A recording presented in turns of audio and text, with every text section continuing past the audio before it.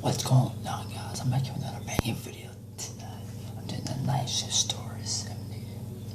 Smash the like button, subscribe. Let's get right to the video.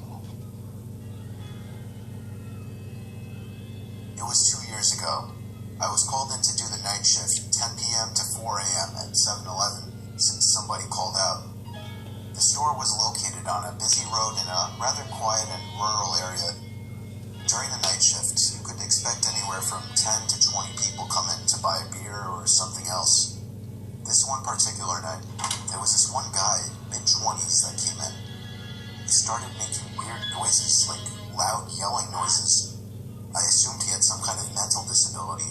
In fact, my brother has a mental disability, so I immediately felt sympathy for the guy. He walked up to the counter without any items, with his head facing me, but his eyes were looking up at the ceiling. I felt uncomfortable. I honestly didn't know how to deal with it. I tried speaking with him, but he only responded in loud noises. I kept checking if he was with someone outside, but he was alone. There weren't any cars in the parking lot, so I assumed he walked. He stood there for so long, looking up at the ceiling and making noises, that I tried to get him out by handing him a bag of chips and telling him he could go. I tried finding some kind of number to call for someone to help him. Then, out of nowhere, he finally turned around and walked out of the store. I felt so horrible for the man, but at the same time, I felt a bit creeped out. About an hour later, the phone on the counter rang. I picked up to hear the familiar yelling sounds of the man from earlier. It caught me off guard. I didn't know what to think, other than this has to be some kind of prank. I hung up on them and was now becoming paranoid of my surroundings, constantly checking the outside through the windows. Come 4 o'clock, the person working after me came in, finally allowing for me to go home. It wasn't my problem anymore.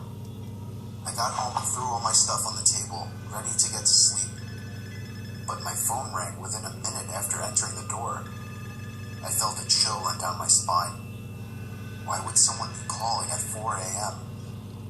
I could only imagine it was bad news.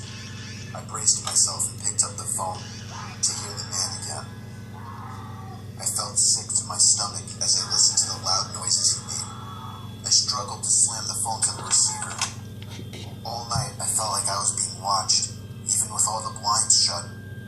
And I can swear I heard strange noises coming from all over my house. I refused to get any sleep until the sun came up.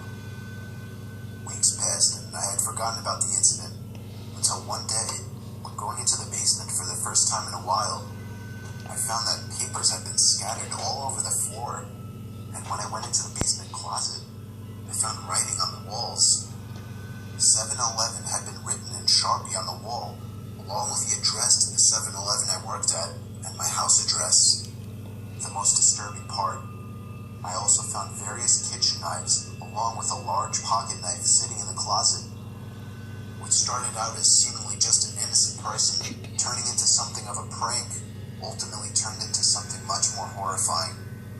He had been living down there for God knows how long, and I'm just grateful that for whatever reason he changed his mind and left, because I haven't seen or heard from him since.